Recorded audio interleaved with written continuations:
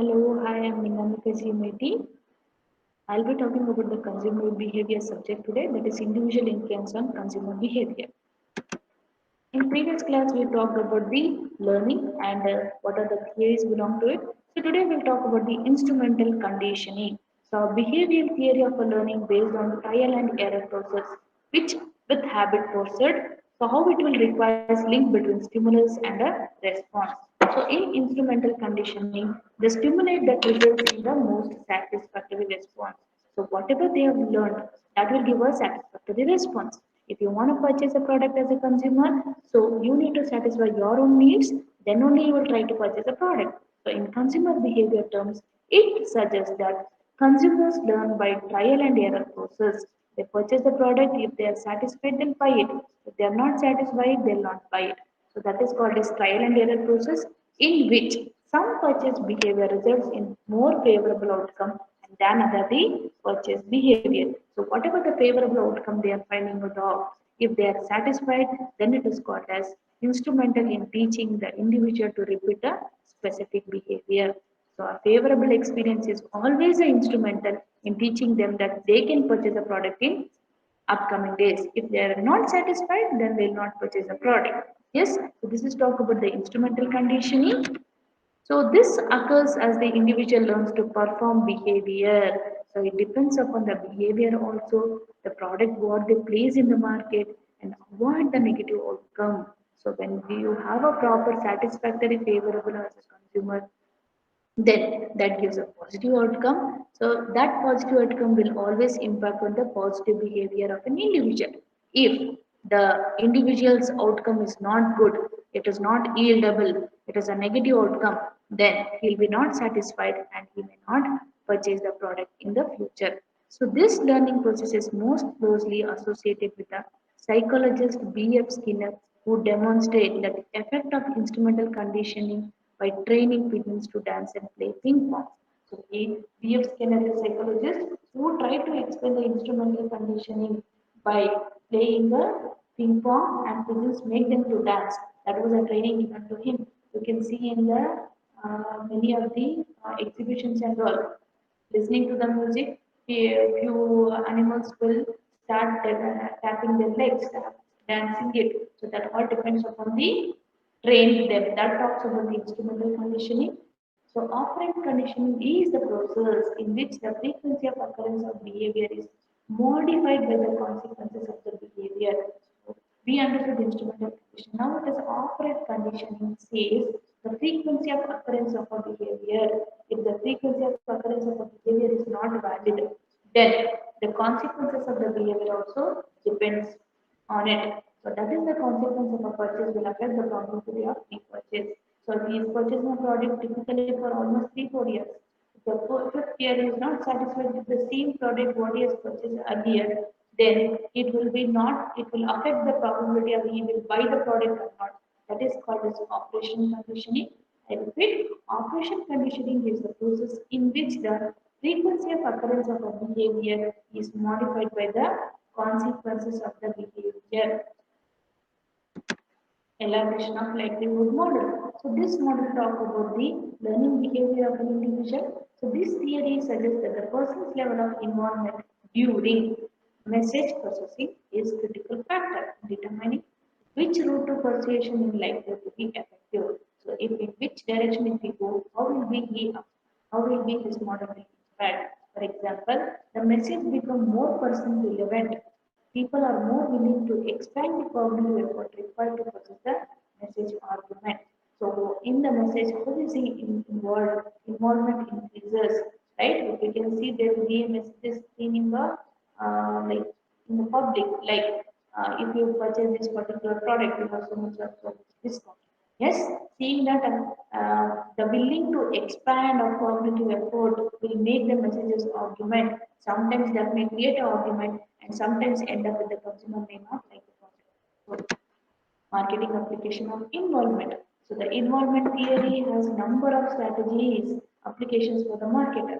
For example, the left brain always says about the cognitive processing, whereas the right brain paradigm always talk about the or have strong implication for the content, that is passive processing. So that talk about the right brain. So this left and right brain conjunction may create a marketing application when they buy the product. So there is a evidence that people process information extensively when the purchase of high personal relevance. They purchase particular product for high personal relevance. So they'll be like more concentrating on the what product they want to purchase it. Yes, so relevant involvement of consumer paper appear to be described different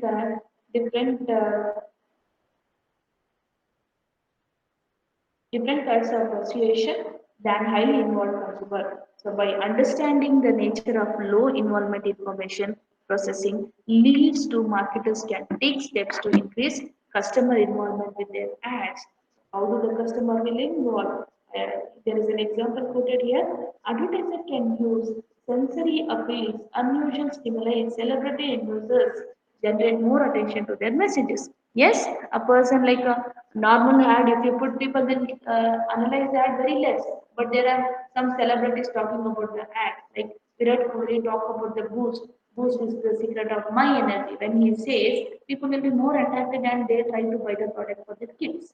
That talk about the messages sounds more about the product meaning of attitude. So till now we understood about the learning, now we'll be talking about the attitude.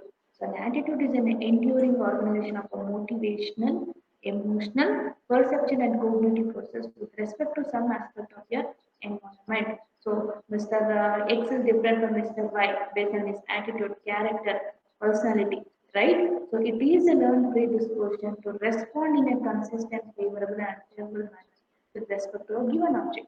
Based on the different type of opinion, different kind of object, the person will react in a favorable and unfavorable manner based on his attitude. Yes, so thus an attitude is the way we think, we act towards some aspect of our environment.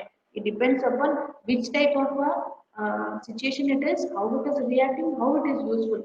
Keeping that as a base, they try to react it in a different way. So in other words, an attitude is how positive or negative a person is, favorable or unfavorable, a pro or con person feels towards an object, that talks about an attitude. So in a general meaning, attitude will talk about an enduring organization of motivation, but also talk about the motivation and emotional, how an individual is more emotional, perceptual, how he's going to pursue things, and cognitive process, how he's calculating things in the mind, process with respect to some aspect of the individual world.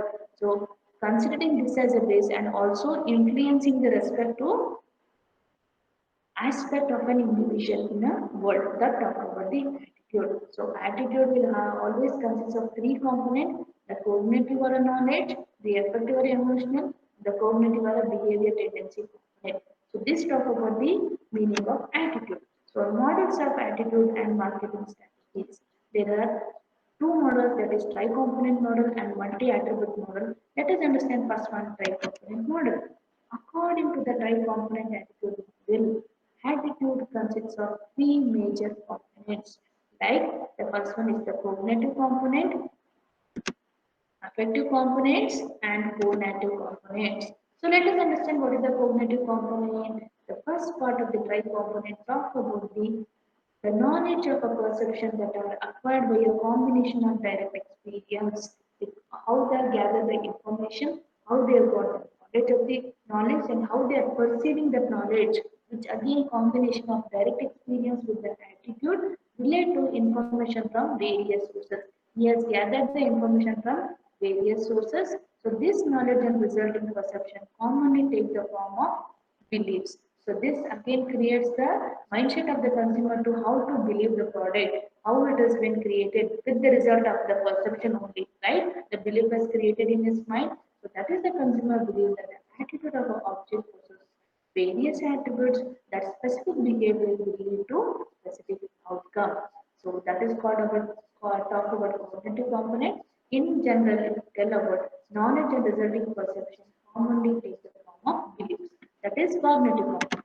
Next one is affective component. A consumer's emotions or feelings about a particular product. How the consumer will create, how the consumer will create the emotion or feelings in their mindset about a particular product. So these emotion and feelings are frequently treated by consumer researchers as a primary evaluative nature. So people think the primary nature when they are doing the work, how do they react to a particular product, how the emotions will impact on their buying behavior. So they capture on individual direct and global assessments of the attitude. So the extent to which the individual rates the attitude object as favorable or unfavorable, good or bad, that talk about affective component. So let us understand the last one, co-native component. Co-native component talk about the final component. It is concerned with the likelihood or tendency that an individual will undertake a specific action. So how a person will react to a specific action, how he create the mindset. So according to some interpretation, the co-native component may include the actual behavior itself, how the individual behave actually. In marketing concept, they say that the consumer research and co-native component is frequently treated as an expression. It is treated as a frequency expression which call over the consumer intention to buy. Buyer intention scales are used to assess the likelihood of a consumer, how the consumer likelihood will impact on the decision, how he can buy the product. To buy a product, what should be analyzed? He should feel that the product has the proper taste and preferences. Then only he can buy the product. So these three are the component explains about the tri-native component of an attitude.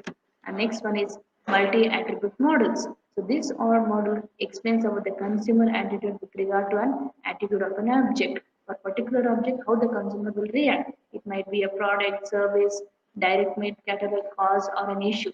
So as a function of consumers, so perception and assessment of the key attribute believe that particular attitude object will create. So although there are many variations of this type of attitude model, we have selected the following three models to briefly consider. They are the attitude towards object, the attitude towards behavior, the theory of reasoned action model. So in general, it says about the attitude, how it depends upon the object. Keeping that as a base, they have classified into three types, that is attitude towards object, attitude towards behavior, and theory reasoned action model. Let us understand what is the attitude towards object talk about. The attitude towards object model is especially suitable for measuring attitude towards a product, category, or a specific brand. According to this model, the consumer attitude towards a product or a specific brand of a product is function of the presence.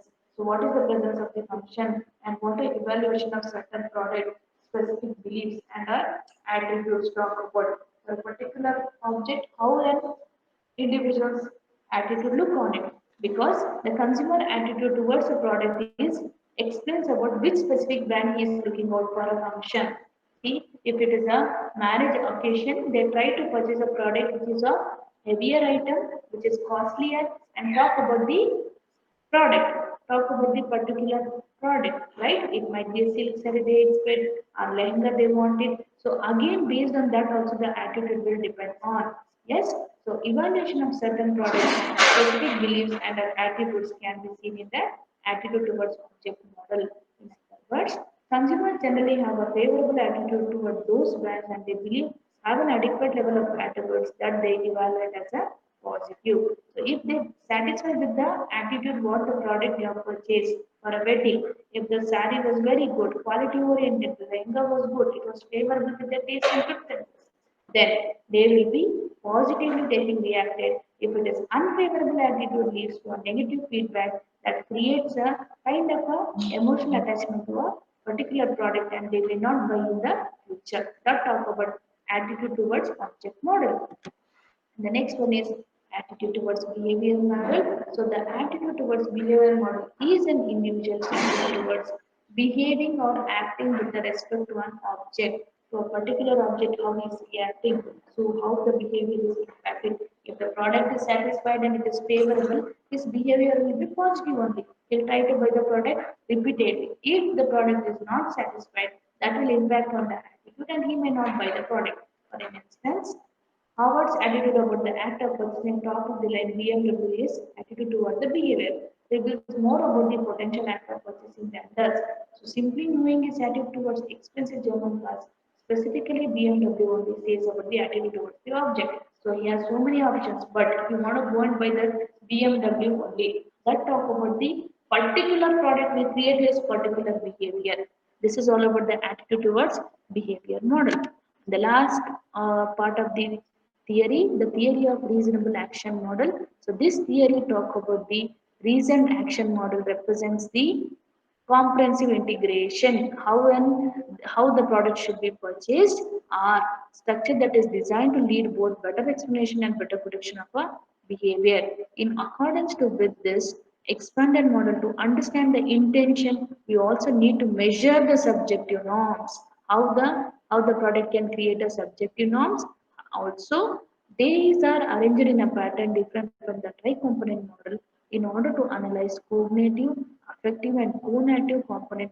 How will it create a mindset of an attitude, which we have discussed in the tri-component? The attitude.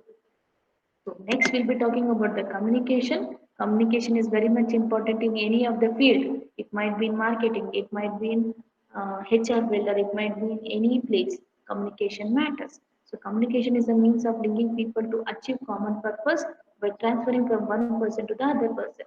So if I'm communicating to you, it is in a verbal way, and I'm trying to communicate in a better way to you, right? So you are taking it, achieving common purpose, that talk about the communication. It includes not only transfer of information, but also transfer of understanding. So I am trying to tell something. If you are not only I'm transferring the information, but you are making an attempt to understand the concept, right? So the information has to be understood the same way as is intended by the sender of whatever the information has been sent by the sender. It should be reached to a targeted person clearly, properly, in same way. If it is again going in other way, that leads to ambiguity. Yes, so the communication should be clear enough that opponent person can listen to it in a better way.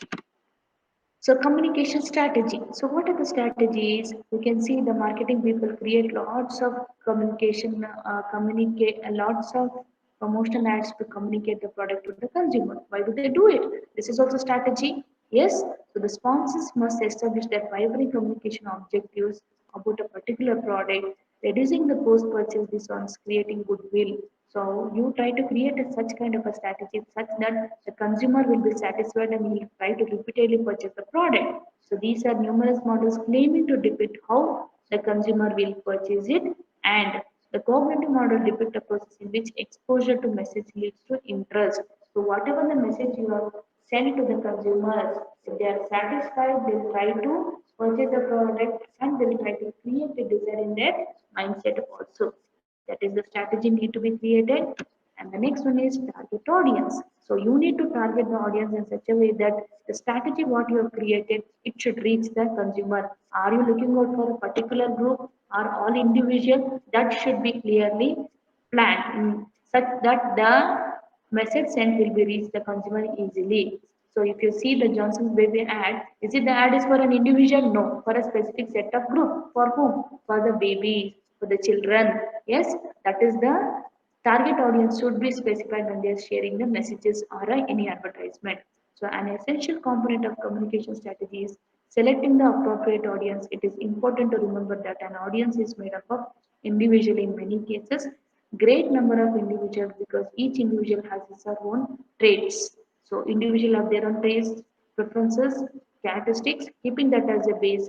Segmenting them enables the sender to create specific message for each target and you can satisfy them easily. That is what talk about the target audience. And the next one is media strategy. So you got the target audience, you got the message. Next will be which platform is the best to communicate things. That is media. It calls for the placement of ads in the specific media, read, heard, and targeted audience. So you should advertise the things. Media organization should create a step that such that that can reach the message easily with the proper advertisement with the proper effects. A cost effective media choice is one that closely matches the advertiser's consumer profile. So try to put the ad which is cost oriented in terms of organization and it can reach the consumer easily. That is media strategy.